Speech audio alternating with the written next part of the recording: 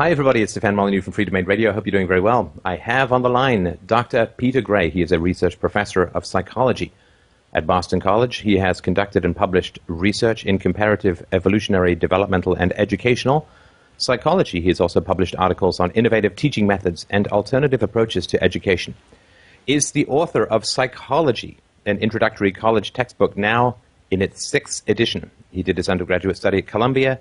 He has a PhD in biological sciences from Rockefeller University. His current research and writing focuses primarily on children's natural ways of learning and the lifelong value of play. His own play includes not only his research and writing, but also long-distance bicycling, kayaking, backwoods skiing, and vegetable gardening. Thank you so much, Dr. Gray, for taking the time today. I'm glad to do so. Well, I was devouring your blog, which was sent to me by a listener, and the blog is called Freedom to Learn, and it's available at Psychology Today. And I'd like to start with the topic that created a significant discomfort for you and some of your listeners, because let's start with the uncomfortable, which is where you repeated that school is prison, which is perhaps not as inflammatory to my audience as it is to some of some more general audiences, but I wonder if you could step through the ways in which you think this is not even just an analogy, but is rather, in fact, more of a direct comparison. Yeah, I guess let me just step back a little bit and say how that particular post arose in my mind. I had been reading a book with the intriguing title, Why Don't Children Like School? And never once in the entire book, which is an acclaimed book written by a well-known cognitive scientist, never once did he say, well, just maybe children don't like school because their freedom is restricted in school. He was saying everything about children don't like school because we don't use the most advanced cognitive methods of teaching them. And there's a long line of books like that, a long line of so-called educational reformers who think that if only teachers were smarter, or if only they would use the most recent techniques that psychologists or cognitive scientists have developed, then children would love school and they would love learning in school and so on. And all of this just ignores what is obvious to every child. Whether the child says it or not, it's obvious to the child. What is really obvious to all of us, and that is that children are not free in school. People crave freedom, and that's as true of children as it is of people at any age. And when you restrict them in these severe ways, they're not happy. And this is not the kinds of conditions conducive to learning. So it really led me to say it out loud, and in writing. School is prison. It is prison. It is prison by the definition of prison being a place where, A, you are compelled to be. You don't have a choice to be there. Now, granted, some children don't have to be there because their parents have the wherewithal to figure out some means to convince the school system that they can teach their children at home, or have the wherewithal to find and afford some kind of private school where at least there is some sense of choice about the choice of the school. But for the great majority of people, the assumption is, by law, you have to be in school, so you have no choice about it. And while you're in school, you have very, very little control of what you're doing. You're being directed pretty much every minute of the day, except between classes, and even then, the rules are very strict about what you can and cannot do. And school is becoming ever more prison-like as we go along, as no longer recesses in many schools, lunch periods are restrained, no longer can you go off school campus during lunch period. So some people have said that I've used prison as an analogy to school. I would go further. I mean, by a reasonable definition of prison, school is not just like prison, it is prison. I think that's a powerful perspective. One of the things that has struck me in looking at the school system is that if you try to impose the kind of quasi-totalitarianism on adults that is considered perfectly acceptable to impose upon children, nobody would have any question as to why the adults would be unhappy. So if you looked at the amount of regimentation that occurred in Soviet Russia, Of course, the people would be unhappy. We'd say, well, unhappy because they couldn't choose their occupations, because they couldn't choose how to spend their days, because they weren't at liberty to pursue their own interests. They were constantly being shuffled from one party meeting to another to a sort of government-assigned job. Of course, they're going to be unhappy. And, of course, what happened in the Soviet Union was a lot of drugging of, quote, dissidents, which were just people who found the system unbearable. And that's something I think you've touched on as well. Yeah. The ADHD debate is quite a complex one, but one of the things I think that you've asked some of your listeners to talk about is the degree to which children who have received either formal or informal diagnoses within the school system seem to flourish quite well once outside the school system. Yeah, yes, that's right. I mean, a lot of this epidemic we have of childhood disorders, especially ADHD, is perhaps the most obvious of them. Can really be considered to be localized school disorders. I mean, the Diagnostic and Statistical Manual description of ADHD lists behaviors that are pretty clearly school behaviors. Doesn't sit in seat, speaks out of turn, and so on and so forth. These are things that get you a diagnosis of ADHD. These are things that don't show up because they're not regarded as problems until the child begins school. So my argument is school is an abnormal environment for children. Human beings are extraordinarily plastic, extraordinarily adaptable. Most children, more or less, they don't adapt well, but they more or less adapt to the school situation. But not everybody does. I mean, there's a normal distribution of personalities, and hardly anybody adapts well to it, but some are the fit between their personality and the school requirements is so great that they really can't, they really are big disturbances in that environment. And so what are you going to do? In the past, we had somewhat more flexible ways of dealing with this. First of all, it was acceptable to drop out of school. There were vocational schools where people could train for a trade, and this was not regarded as a lesser direction than training to be a scholar.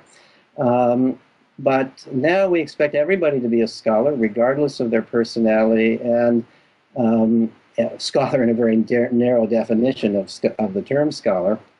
And people who don't adapt to that, who don't fit that, regardless of their age, are often given a diagnosis and encouraged, if not required, in a few places required, to take these very powerful drugs that have unknown effects on the development of the brain.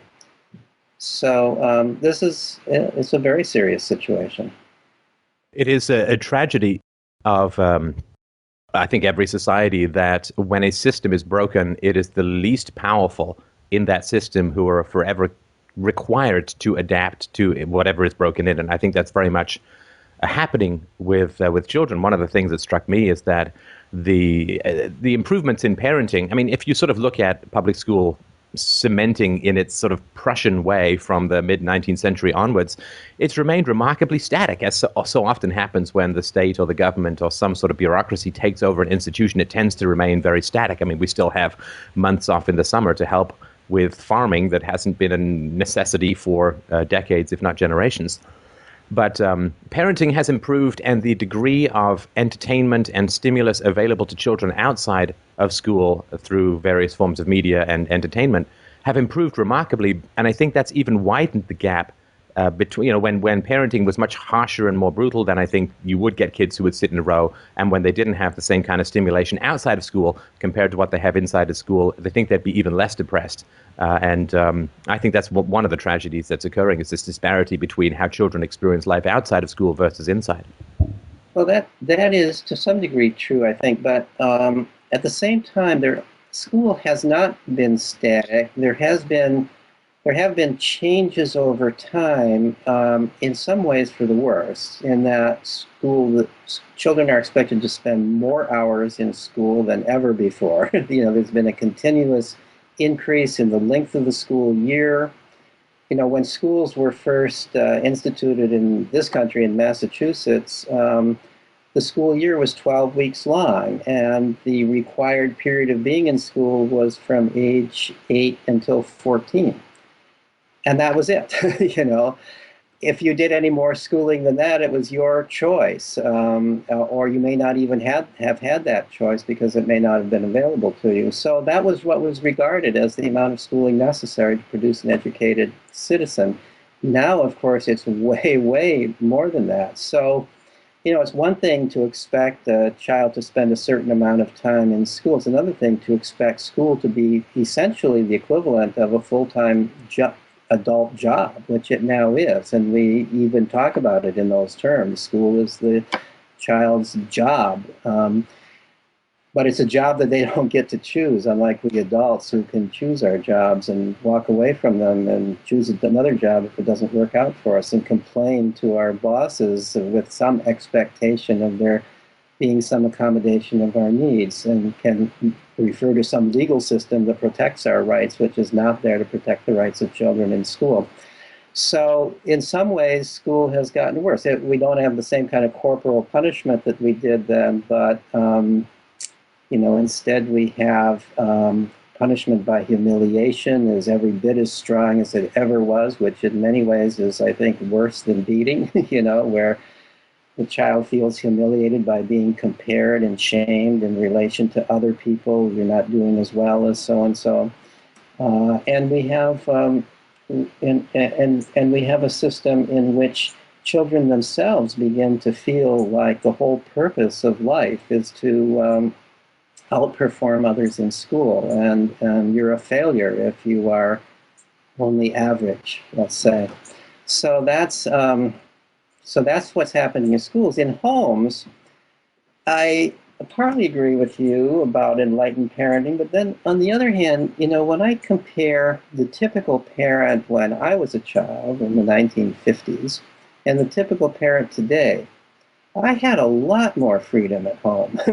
And the typical kid in this country had a lot more freedom at home in the 1950s than the typical kid does today. We were free all summer long, all the time after schools, to do what we wanted. We played with other kids. We explored. We could go any place we wanted. By the age of 6, I could go on my bicycle anywhere in town, by myself or with friends. What 6-year-old can do is allowed to do that today.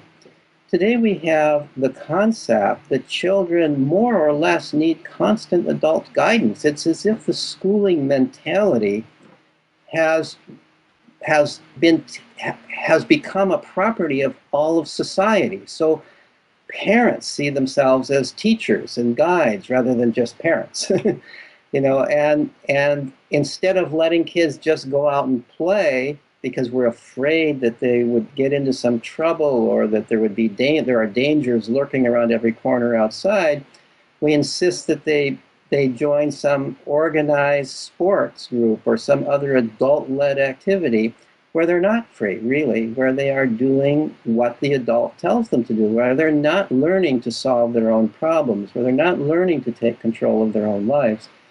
So I would argue that the school mentality has grown to such an extent that it has left the walls of school and affects the way parents and all of society thinks about children. We no longer think of children as free entities who are reasonable and can figure things out for themselves and who explore and learn on their own.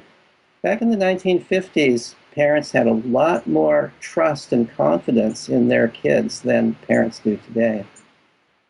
That is an excellent point. I was just thinking while you were talking about my own childhood, I guess in the 70s, when there was I could go on my bike and roll all around the estate that I grew up in. I walked to school, I went to boarding school when I was very young, but then I walked to a public school, which was quite a journey. Back and forth. These things, I think it's actually not even legal to allow kids to do that anymore. But absolutely, yeah. What do you think has driven that? You could really argue that in many ways kids are a lot safer now. I mean, we have helmets laws for bicycles and things like that, and child safety toy laws, and you don't get lawn darts piercing people's scalps anymore. I mean, you could argue that children are a lot safer, but the perception seems to be quite the opposite. What do you think is driving that? Yeah, I think that there's a number of things. One of course is the media that some child gets molested somewhere in the world and we all hear about it. This happens with less frequency today than it did in the 1950s, but when it happens, we hear about it. So even though statistically this is like getting struck by lightning, in our minds, this is something that happens all the time. We believe it happens all the time. We've had this period of, fortunately, I think we're overcoming this, but we had this period of teaching children about stranger danger, as if every person that you don't know out there on the street is a potential danger to you. When, of course, what we should be teaching our children is to trust people, because you need to be able to trust people. And 999.9 children out of 1,000, adults out of 1,000 are going to be helpful and kindly to a child. And that weird adult who's not, most children can spot that adult, and have the sense to stay away. But if we teach children that all adults are potential dangers, that all people that you don't know are potential dangers, then they lose that ability to discriminate, which is kind of, which leads them to be even in more danger than they would if we weren't trying to do that. So this perception of danger is a big part of it. Another part of it is, just as I said before, I think that over time, school has become an increasingly big factor in our social lives, in our ways of thinking about children. So the school mentality, the view that children need more or less constant guidance and direction because their own behavior is just wasted time or is likely to get them into trouble, that mentality has taken over, so that parents now believe that, and they didn't used to believe that. It used to be that parents thought it was enough to feed your child, to comfort your child, to meet your child's emotional needs, in natural ways, and that the child grew by himself. And, and maybe whether or not the child had some schooling, the child was going to learn things on his or her own. There was an understanding that children learn through play and their own explanation. It might have been almost an intuitive understanding. It wasn't necessarily articulated. Of course, this is what children do. They play. Go out and play. That was the refrain of parents. Get out of my hair, go out and play. That might not be a statement of children's freedom, but the effect of that is that children were free. And this is how children have always grown up. This is how, hunter-gatherers they don't teach children, they expect children are going to learn through their own play and self-directed exploration. But somehow we have developed the notion, and I think we've developed because we pay too much attention to the experts who keep telling us this, that we adults are responsible for every bit of our children's development, and therefore we have to more or less constantly guide them, supervise them, teach them, and this is part of what has led to less freedom for kids. Right. Some of the work that you've done on your blog and has led me, I try to think of myself as a thinker who, I try to challenge myself. I try to overcome whatever cultural ideas I've got, if it seems that there's better reason and evidence elsewhere. But something that I bump up against is things like the Sudbury School and unschooling.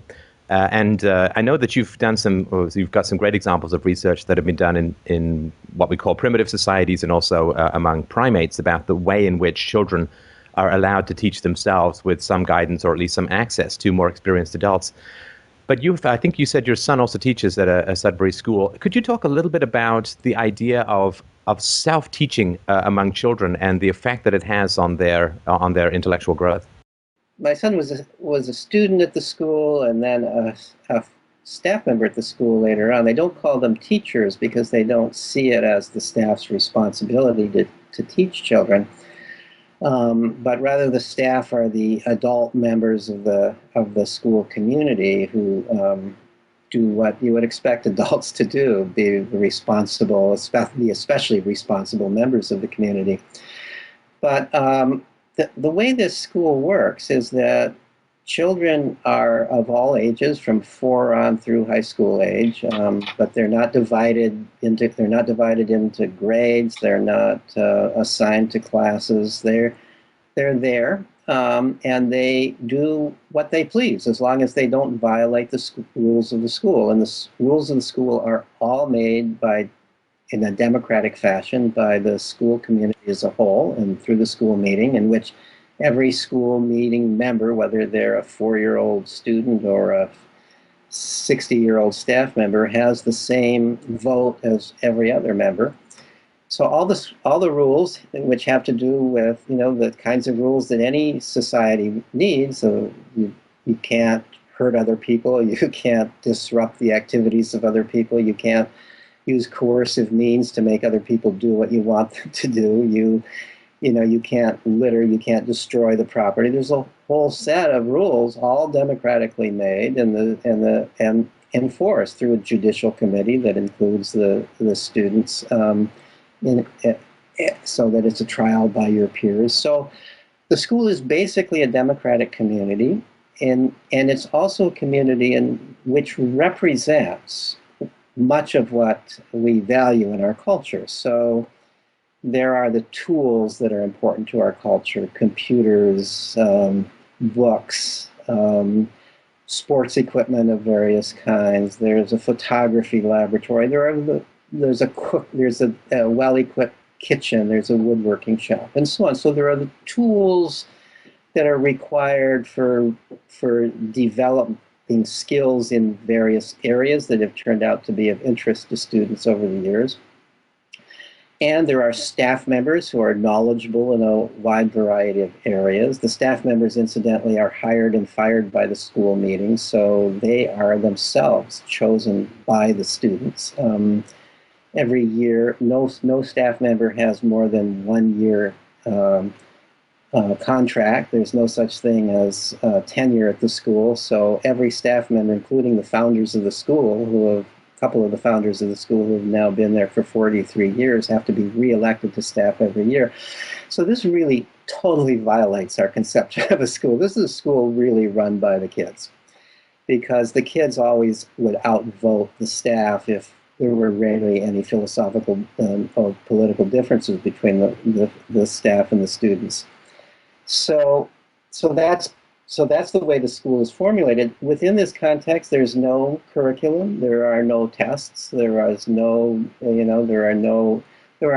rules that have to do with children's learning.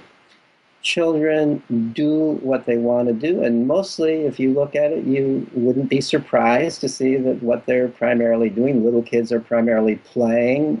Bigger kids are also playing in somewhat more sophisticated ways. Bigger kids also are spending a lot of time just hanging out, talking with one another. But if you look at the play, and if you look at what they're doing closely, as I have in some of my research, and one of my graduate students even more so in his research, and listen to the conversation, as another graduate student at another Sudbury school did for a dissertation that she wrote, what you see is very sophisticated activity. The play is complex. It's exercising higher mental functions all the time. Within the context of play, children are learning how to read, and they're learning how to write, and they're learning how to present ideas in convincing ways. They're learning how to negotiate differences. They're learning how to influence their friends in ways that don't violate school rules, because they're not coercive ways of influencing their friends. They're learning the skills that are really critical to our society. They're also exercising their bodies in physical play and becoming healthy through this means. They're exercising their minds continuously. They do a lot of computer play, but they also do a lot of outdoor play. When you look at, they're developing sophisticated codes in some of their play. They're reasoning at the highest level, not because anybody is forcing them to, but because they're free to do so, and it's fun to do so, and it's human to do so. So that's the environment in which children are learning. They learn to read because the written word is all around them. Little kids see bigger kids reading, and they want to do it, and they pick it up.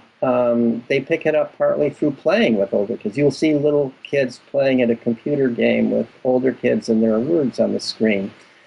And the kids who can read or read the words out loud to the ones who can't read. And lo and behold, after not long of that, the kids who can't read are also recognizing these words. And once they've got a few words in command this way, then they're well on their way to knowing how to read. At some point, they figure out the code and they can read. So many kids learn to read without any formal instruction at all. Some ask for a little help, and somebody explains to them the phonetic code, and oh yeah, that's fascinating, and I've got it now, you know. So learning to read a huge big deal in our conventional schools, as if it takes years to really learn how to read, and it's a very gradual process. It's not true that it necessarily is. At Sudbury Valley, some kids don't learn to read until somewhat later. Most of them tend to learn to read anywhere between 4 and about 6, but some of them don't learn to read until later. But whenever they learn to read, they learn to read quickly because they're doing it on their own steam. They're doing it because they really want to be able to read, and whatever they're reading is meaningful to them.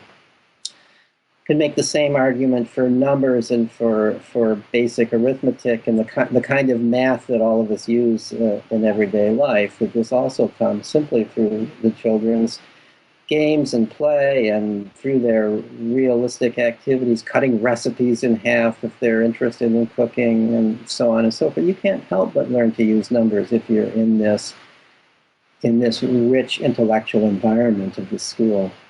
So that's the way the school works. And at first, it seems absolutely surprising to people that children would learn in an environment in which nobody's forcing them to learn. But it doesn't take long of observing in this environment and being in it, if you've got your eyes open, to say, oh yeah, you know, it's really not so surprising after all.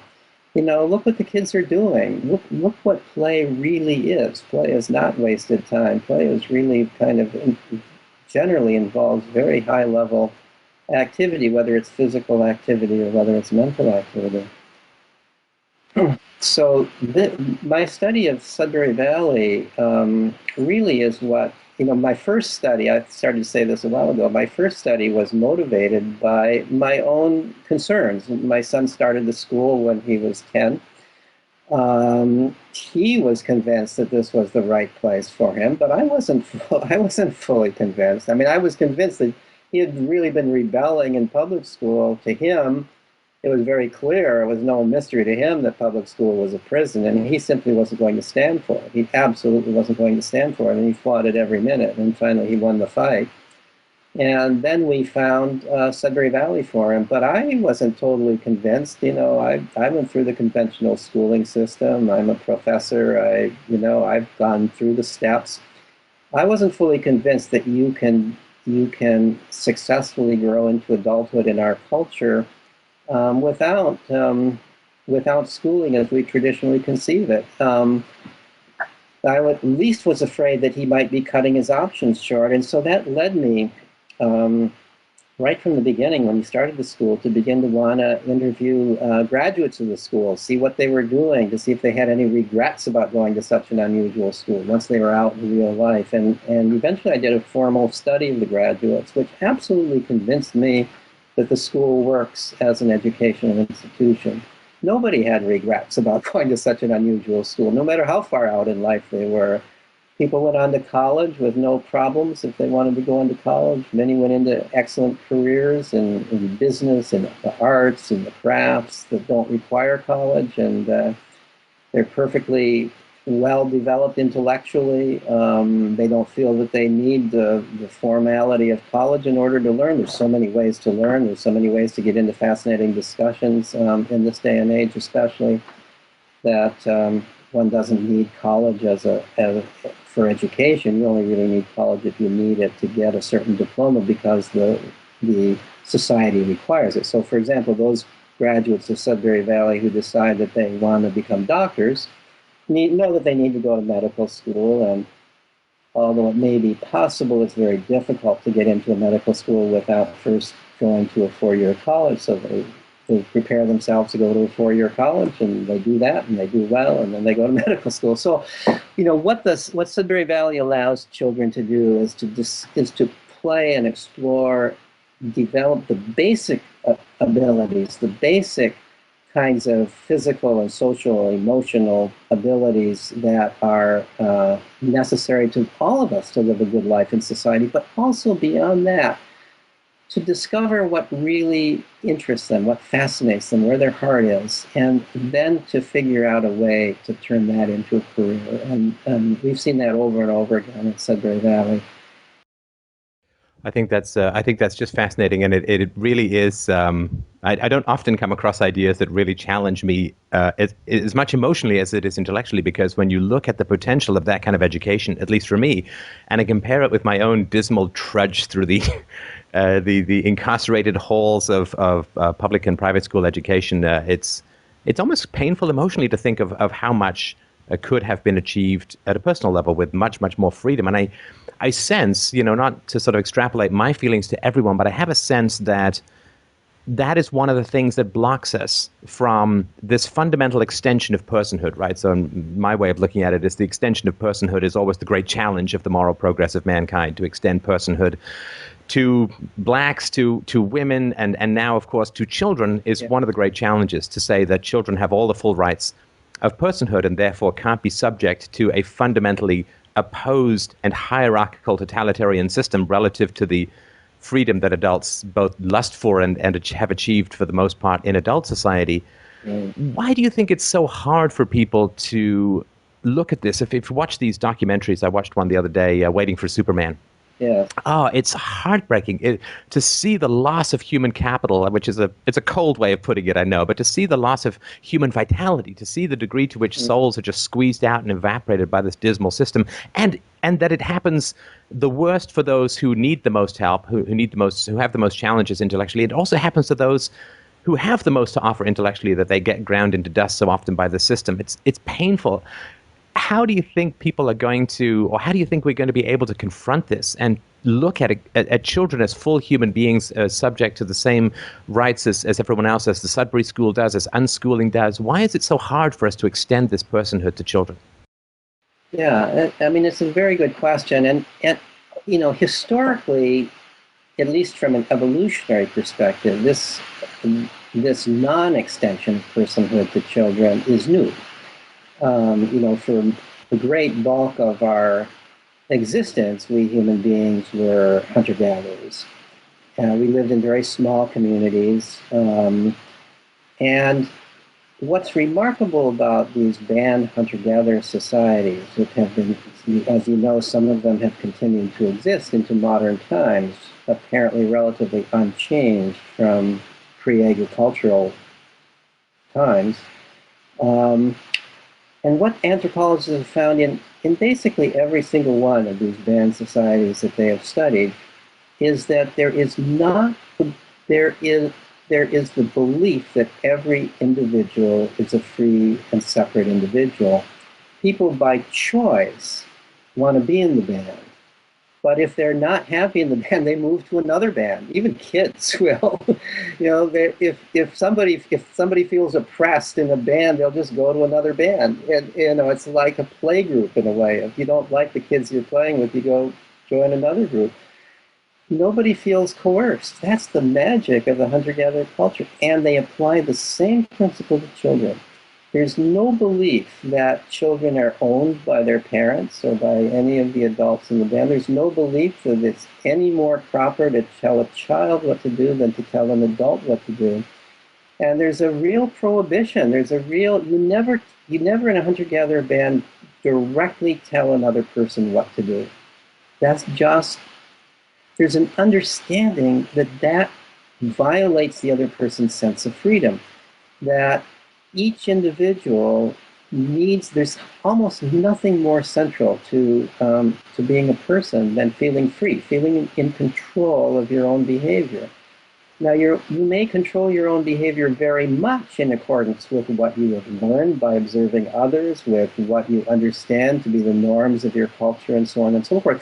But still, it's your decision, it's your control, it's you are doing it. And unless you are behaving in some way that really violates the rights of others, if you're killing other people, or if you're beating other people, then of course the society, whether it's a hunter-gatherer band or anybody else, is going to in some way clamp down on you, and hunter-gatherers have their ways of doing that. But nobody, for example, nobody tells an adult hunter-gatherer to go out and hunt that day, or tells them how to hunt. There's just the expectation, of course, we need to hunt, but if so-and-so wants to take a month off from hunting, or 2 months off, and go visit friends and relatives, or just sit around camp gossiping, that's all right. You know, there are plenty of people who will do the hunting and gathering, and they share everything, so, you know, there's no immediate... So the result of that is the activity of everybody is play-like. And so just as you don't tell adults what to do, you don't tell children what to do. You know, of course, if a child is hitting you or biting you, you stop that, because then the child is interfering. You don't tolerate, you know, hurtful behavior. That would be silly. But you don't try to control the child for the child's own good. You believe, you have faith that the child knows what to do for its own good. And in fact, that only the child can know that. So, and I think that, to get back to your question, I think that the idea of control came about, first of all, with agriculture.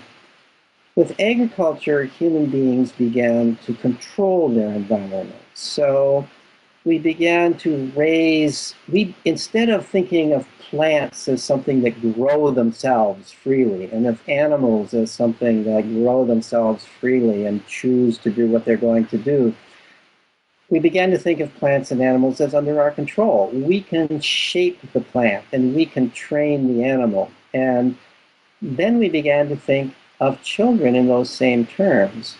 Just as we can raise crops, we can raise children. Just as we can train dogs and horses, we can train children.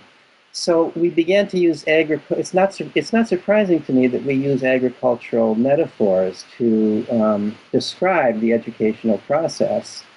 Of course, hunter-gatherers didn't have agricultural metaphors. They didn't have an agricultural way of thinking about behavior. Now, the fact is, we have been agriculturalists only for about 10,000 years. And that's seems like a long time from our usual view of history, but from biological view of history, that's just a speck of time. That hasn't been enough time for any meaningful biological evolution to occur. So we evolved our brains and our basic being under conditions in which we were free, including in which children were free. So children evolved mechanisms to, on their own, learn what they need to learn to become effective, valued members of the society in which they were growing. That's the basic biological foundation for education. Now, for a variety of reasons, we have forgotten all that. And one of the reasons is that once we began to move into larger societies, once we began to have larger societies, societies became hierarchical. Once we began to have agriculture, we had ownership of land. And once we had ownership of land, we began to have status differences between people. So there were those who had land and those who didn't have land. And those who didn't have land were, of course, dependent upon those who did have land. Ultimately, what this leads to is a system of masters and servants. It leads to those who have become the lords over those who don't have. And of course, this culminated in feudalism, where the great majority of people were serfs, essentially slaves, you could say, under the rule of a few lords and masters. A great deal of our Western religions, our Western philosophy came about during that period of feudalism and the following of feudalism, the years following, in which the whole purpose of education, the whole purpose of parenting at that time was to train children to be obedient to lords and masters, because if they weren't obedient to lords and masters, they could be killed. I mean, a child who behaved according to his own free will and talked back to the master might well be killed. Certainly, he wasn't going to be able to continue supporting himself where his support depended upon that lord and master. So parents became lords and masters as a way of training children how to live in a society, in a hierarchical feudal society. The biblical injunctions, which about beating your child if your child talks back to you, or even killing your child if your child talks back to you. I think it's horrid what you read in the Old Testament, and even to some degree in the New Testament. These all were adaptations to feudalism. So we evolved biologically in a system of egalitarianism, of individual freedom, of non-hierarchical small societies. And then we move culturally into these highly hierarchical societies where our survival depended upon our ability to suppress our willfulness, to suppress our own desires, and to do what we are told to do. We're never very good at that, never very good at that. And that's why it was always a battle. I mean, nobody is a happy slave. No child is happy being forced to be obedient. So it was a constant battle. Now, we haven't overcome. Society has evolved in some ways towards more democracy, but nothing close to the democracy with a small d of hunter-gatherer societies. But we've evolved, at least in our country and in some other countries, towards more democracy, towards a view of equality of human beings, towards views that emphasize freedom. We tend to value free will in children and so on and so forth. But we're still at the same time stuck in this other mode of thinking that we don't always acknowledge, but plays a big role in our thinking about the idea that children, as do everybody else, need direction. Of course, schools originated, and you've already mentioned the Prussian origin of compulsory state-directed education, but education originated really in religious schools. Education as we know it today originated in religious schools even before then. First, particularly with the Protestant Revolution, where there was the belief that to go to heaven, people need to be able to read the Bible. So it became important for everybody to know how to read, but even more important for everybody to accept the statements in the Bible. So the early schools were very clearly had an agenda of inculcating the religious dogma of the time into children. There was no sense that schools were a place for intellectual development. It was a sense that schools were a place for inculcating a particular set of beliefs, and especially for convincing children that they needed to obey. This sense of obedience, the need for children to obey. Yeah, I guess that's more teaching children what to think rather than how to think. Teaching children what to think rather than how to think, and teaching, and the primary lesson being to obey your elders. So, doing whatever the teacher says and not questioning it, even if it doesn't make any sense to you, that's still the lesson of schools. So that history of schools led to a certain type of school which we have, which we have been unable to shake, and actually there hasn't actually been a lot of movement to shaking out of it.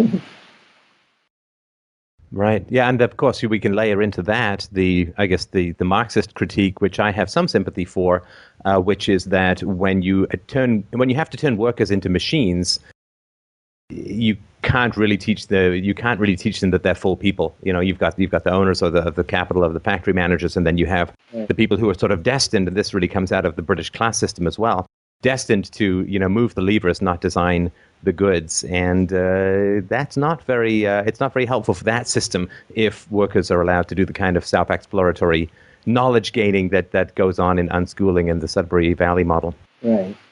Yeah. Well, I think first of all, I just want to say that was a fantastic speech. I wish I could be that coherent for that long, but I guess you've had some practice, so I really appreciate that. And I really want to make sure that people can. I'll put links to your blog, which I highly recommend. I wish we could have gone into more subjects because at least for me, everything that you've written there is really really fascinating. And there's lots of empirical evidence that you've cited there as well to back up some of the stuff, particularly around the hunter-gatherer stuff. But I really, really do. I mean, I could talk all afternoon, but I recognize that you probably have a few other things to do with your life. But I really want to thank you so much for taking the time. It was really, really fascinating. Well, thank you. I've enjoyed it. All right. Take care. All the best. Bye-bye.